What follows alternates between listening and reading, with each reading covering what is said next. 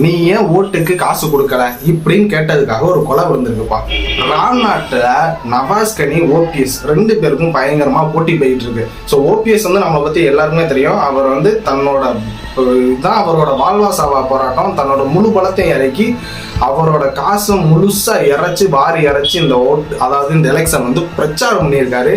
இந்த பிரச்சாரம் ஆல்மோஸ்ட் அவங்களுக்கு நல்லா தான் போயிருக்கு. அதே மாதிரி இன்னொரு பக்கம் நவாஸ் கனி டிஎம்கே சைடில் இருந்து எப்படியாவது தன்னோட ஆல்ரெடி இருக்கிற எம்பி பதவியை தக்க வச்சுக்கணும் அப்படின்ற ஒரு காரணத்துக்காக அவரும் சும்மா சலைச்சது இல்லாம காசை வாரி இழைச்சிருக்காரு. ஸோ எல்லா ஜமாத் தலைவர்களையுமே கூப்பிட்டு அந்தந்த ஊர் மக்களுக்கு கரெக்டா காசு போகணும் அப்படின்ற ஒரு காரணத்துக்காக 5 லட்சம் 10 லட்சம் ஒவ்வொரு ஜமாத்திலையும் கொடுத்துருக்காரு. ஸோ இந்த மாதிரி ஒரு ஜமாத்துல இவர் காசு கொடுக்கும் போது அந்த ஊர்ல ஒரு சம்பவம் நடந்திருக்கு. ஓட்டுக்கு காசு கொடுக்காததுனால ஒரு கொலை விழுந்திருக்கு. அது என்ன கொலை, யார் பண்ணா, எப்படி நடந்திருக்கு அப்படின்றத இந்த வீடியோல பார்க்க போறோம். ஹலோ கைஸ், நான் தான் திரன். வாங்க வீடியோக்குள்ள போலாம். சரி, எங்க, ஏன், எதுக்கு, எப்படி, என்னைக்கு நடந்துச்சு இந்த கொலை? ஸோ இந்த மாதிரி எல்லா ஜமாத்துலையும் காசு கொடுத்துட்டு இருக்கும்போது ஒரு ஜமாத்துல அந்த ஊர் அதாவது அந்த ஜமாத்துல உள்ளவங்க ஊர் மக்களுக்கு காசை கொடுக்காம பாதி காசை கொடுத்துட்டு மீதி காசை கொடுக்காம ஊர் நல்லது செய்யறதுக்காக அந்த காசை எடுத்து வச்சிருக்காங்க. ஸோ ஒரு ஊருக்கும் பல பேர் செய்வாங்க. அதாவது நேர்மை, கண்ணியம், கட்டுப்பாடு, இந்த மாதிரி பல மனிதர்கள் இருப்பாங்க. அதாவது நேர்மையா இருப்பாங்க. அவங்களுக்கு வந்து ஒரு அநியாயம் நடந்தால் அதை வந்து அவங்களுக்கு ஏற்றுக்க முடியாது. இந்த மாதிரி ஒருத்தவர் அந்த ஊருக்குள்ள சுத்திட்டு இருக்கும்போது, அதாவது நைனா முகமது இப்படின்ற ஒரு கேரக்டர் வந்து அங்கே இருக்காரு. அவர் வந்து என்ன பண்றாருன்னா, எலெக்ஷன்ல நிற்கிற கேண்டிடேட் கொடுக்க சொன்ன காசு எல்லாத்துக்கும் நீ கரெக்டாக தானே கொடுக்கணும், இந்த காசு எப்படி நீ கொடுக்காம எடுத்து வச்சுக்க முடியும்? இந்த மாதிரி நீ எடுத்து வச்சதுனால நீ இந்த காசை ஒழுங்கா மக்கள்கிட்ட இன்னும் கொஞ்சம் நாள்ல கொடுக்கலைன்னா நான் வந்து தேர்தல் ஆணையத்துல கம்ப்ளைண்ட் பண்ணுவேன் இப்படின்ற மாதிரி அவர் வந்து கொஞ்சம் லூஸ் டாக் விட்டுருக்காரு. ஸோ இவர் லூஸ் ஸ்டாக் விட்டதுனால எலெக்ஷனும் முடிஞ்சிருச்சு. ஆல்மோஸ்ட் எல்லாம் ஓரளவுக்கு நார்மல் ஆயிடுச்சு. ஒரு நாள் இவர் நைட்டு கடையை அடைச்சிட்டு வீட்டுக்கு வரும்போது ஒரு இடத்துல இறந்து கிடக்காரு. ஸோ இறந்து கிடத்தோன்னா அந்த ஊர் பொதுமக்களுக்கு வந்து சந்தேகம் வந்திருக்கு. கூப்பிட்டு போலீஸ் விசாரிக்கிறாங்க. இதில் வந்து ஆக்சிடென்ட் ஆயிருக்கு அப்படின்ற மாதிரி கேஸை முடிக்கிறாங்க. அதுக்கப்புறம் இல்லை, இது ஆக்சிடென்ட் கிடையாது, இது வந்து ஒரு மர்டர், ஒரு கொலை அப்படின்ற மாதிரி ஊர் மக்கள் போலீஸ்க்கு ப்ரெஷர் கொடுக்கவும் திரும்ப போலீஸ்காரங்க இந்த கேஸ் எடுத்து விசாரிக்க ஆரம்பிக்கிறாங்க.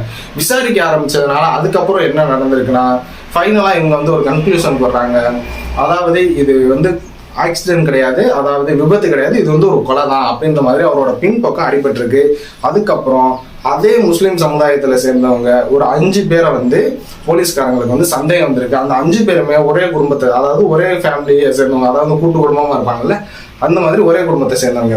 இந்த மாதிரி சந்தேகம் வருமா, இல்லை 2 பேரை பிடிச்சி அரெஸ்ட் பண்ணிட்டாங்க. ஸோ ஒரு காலத்துல இவர் நமக்கு நல்லது பண்ணுவாரு, இவர் நமக்கு நல்லது பண்ணுவாரு அப்படின்ற காலம் மாறி போய் என்னோட அப்பா எலெக்ஷன்ல என்னன்னா கூட அவர் கூட எனக்கு காசு கொடுத்தாதான் நான் ஒரு ஓட்டு போடுறேன் அப்படின்ற மாதிரி ஒரு சூழ்நிலை வந்து மக்கள் மனசுல வந்து விதைச்சிட்டாங்க.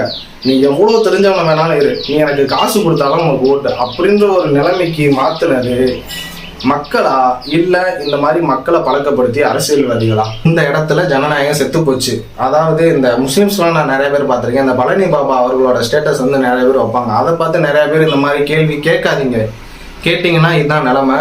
ஏன்னா இங்க நம்ம யாருமே பேசக்கூடாது. அவங்க என்ன செய்யறாங்களோ அதுக்கு ஏத்தாப்புல இப்படி வளைஞ்சு நெளிஞ்சுதான் போகணும். ஒரு கேள்வி நீ எடுத்து கேட்டேன்னா சாமானியனுக்கு ஏற்பட்ட இந்த நிலைமை தான் நாளைக்கு நம்மளுக்கும் வெட்டி கொள்ளதான் செய்வாங்க, இல்லைன்னா அடிச்சு கொள்ளதான் செய்வாங்க. இங்க வந்து நம்ம யாருமே தன்னோட உரிமையை வந்து கேட்கவே முடியாது. ஓட்டுக்கு காசு கொடுக்காதனால அதை தட்டி கேட்ட ஒருத்தவர் அவரோட சொந்த சமுதாயத்தை சேர்ந்தவங்களே இவங்க வந்து இந்த மாதிரி ஒரு சம்பவத்தை செஞ்சிருக்காங்க. இது கன்ஃபார்ம் ஆயிடுச்சு. கண்டிப்பா இது வந்து கொலை தான். இந்த நியூஸ் வந்து ஏன் இவ்வளவு நாள் வெளியே தெரியல? ஆளுங்கட்சியா இருக்கிறாரு இவரு, கண்டிப்பா ஒரு பயங்கரமான ப்ரெஷர் இருக்கும். ஏன்னா அந்த அளவுக்கு ஈஸியா தூக்கி வெளியே சொல்லிட மாட்டாங்க. ஏன்னா ஆளுங்கட்சி, இவர எம்பி சும்மாவா? ஸோ பார்ப்போம். இந்த மாதிரி இன்னும் நிறைய சம்பவங்கள் வந்து எலெக்ஷன் ரிசல்ட் வர்றதுக்குள்ள நடந்துரும் போல. அதுவரை என்னோட இணைந்திருங்கள். Bye bye.